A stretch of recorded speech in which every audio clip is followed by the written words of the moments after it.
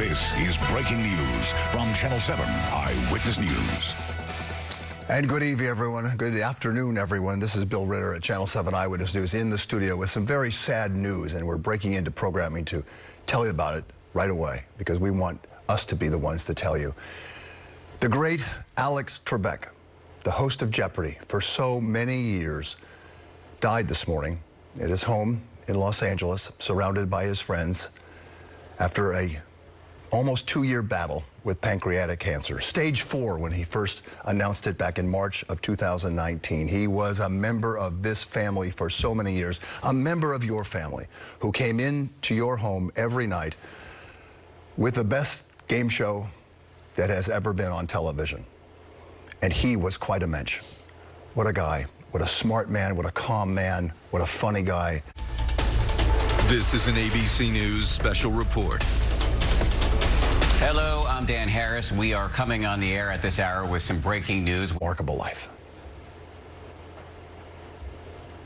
Here is the host of Jeopardy, Alex Trebek. For more than 35 years, with style and a sense of humor, he was the man with all the answers. A U-shaped fastener for your do, or a U-shaped curve in the road. Who asked for questions. What is a hairpin? And earned a place in the Guinness Book of World Records for the most game show episodes hosted by the same person, earning a total of 30 Daytime Emmy nominations and winning TV's top honor half a dozen times. As long as I can walk out and greet the audience and the contestants and run the game, I'm happy. Alex Trebek's total was well past 8,000 episodes. I'm like the Energizer Bunny.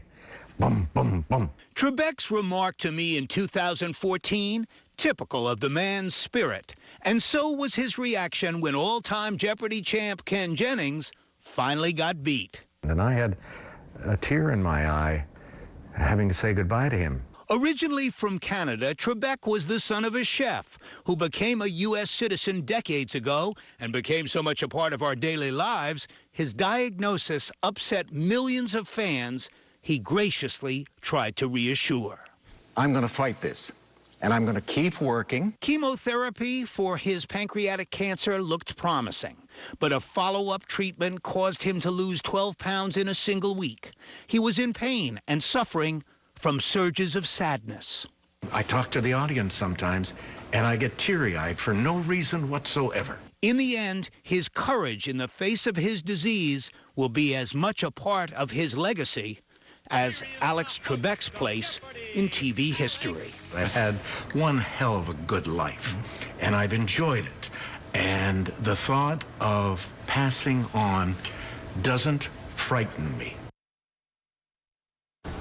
The thought of passing on does not frighten me. I've had one hell of a life. Sandy Kenyon joins us now. Sandy, he was a remarkable guy. He really was. Bill, for those of us who cover entertainment, and I've been doing it a while, he's a through line throughout the entire career. I remember talking to him when he had the mustache, as you saw in the obit, and he was always so gracious and down to earth. A lot of people don't know this, but he loved do-it-yourself projects around the house. He loved a job where he had to work 3 months a year, you know. They did a lot of shows at once, so he had a lot of time for projects around the house. But the one phrase that comes to mind, the one word, is resiliency. You know, I had a conversation with Ken Jennings earlier this year, the all-time greatest Jeopardy champ, winningest game show contestant in American history, and he said, well, right after Alex Trebek was diagnosed, I expected to be saying goodbye to him for the last time, so he made a point of going and visiting. Man lived another year and a half, taped more Jeopardy shows. He wanted to get to 2 years, Bill. That's what he promised his doctor that he would try and do after the pancreatic cancer diagnosis.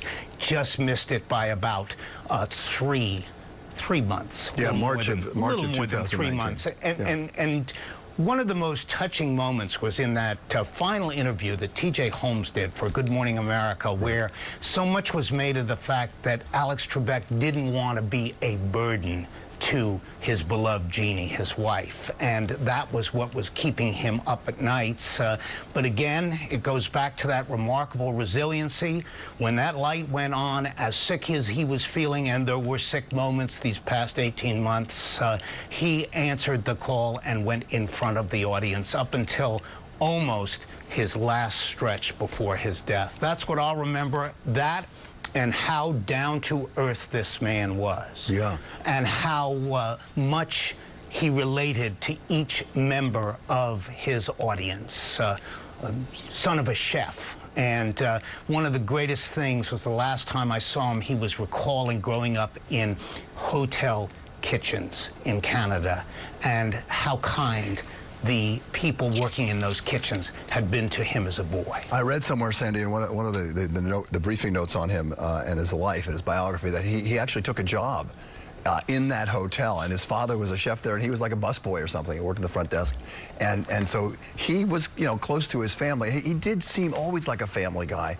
You know, when you said it was beautiful, he didn't want to be a burden on his family, and that's what he thought about when he got this diagnosis. Pancreatic cancer, of course, has a very, you know, while other cancers have been so survivable because there have been great advances in treatment and everything else, it is so difficult to diagnose pancreatic cancer. He was diagnosed at stage 4 already because there's no signs really of it. You go in, you do something, and then they discover you have pancreatic cancer. It's not like you can go and have a mammogram. You can't have a lung x-ray. This doesn't work like that. It is hidden behind your other organs, and you can't see it. And so by the time it's diagnosed, it's oftentimes too late. And Bill, could I just add one thing? Of course. The last interview I did with Alex Trebek was right before the diagnosis was announced.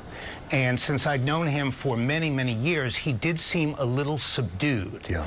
But once that camera went on, Freddie Mason, our cameraman, was there, and once that red light went on, he answered the call, and he was, like he said in the piece, the Energizer Bunny all over again. But it was one of those when about 6 weeks later the diagnosis was revealed. I thought, okay, that makes sense.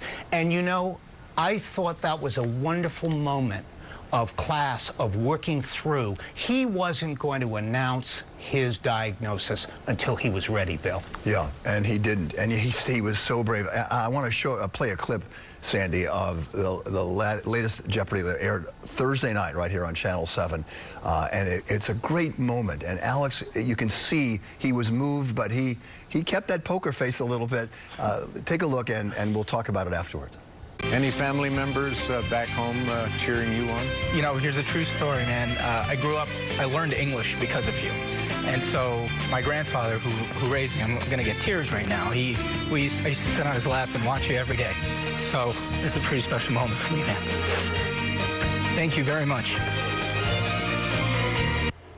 Special moment indeed, Sandy, and he just took it in. It wasn't like he broke down. The guy telling the story broke down. It was emotional for him. He had this sort of steely interior that, you know, clearly he has a lot of feelings, but he really did, a consummate professional. He kept the game show host hat on almost at all times. And to your point, Bill, people asked him, how do you keep on going? How do you keep taping these shows? And these shows were taped a few months before what we now know was the day he died.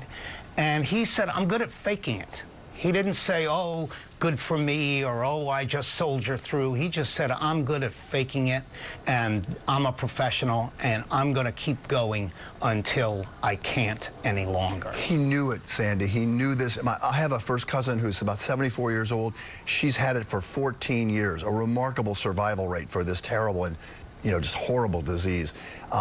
And she's known from the beginning that it could be over quickly. He seemed to know that right away. When you first did your first story after it, and when it was announced in March of 2019, he seemed to know it. I'm going to fight, I'm going to try, but I know the odds are against me. And Bill, at the end, we should say that he had told everyone, his doctors, his wife, his family, that no extraordinary measures are to be taken. So at the end, that was his thinking. His instructions were very clear in the last years of his life. No extraordinary measures to be taken to keep him alive. Again, just if you're just joining us, the breaking news is that the great Alex Trebek, host of the most successful and best game show on television in history, Jeopardy, has died this morning in Los Angeles, surrounded by his family. He was 80 years old last July 22nd, and we were just reminiscing, and Sandy giving a beautiful and touching tribute in his obituary. And Sandy, I thank you for joining us and coming in here this morning with this very sad news. But while it was expected, it is still extraordinarily sad. And we here at the WABC family and our ABC and Disney family give the best and condolences and much love to his family, who will miss him, but so will this country.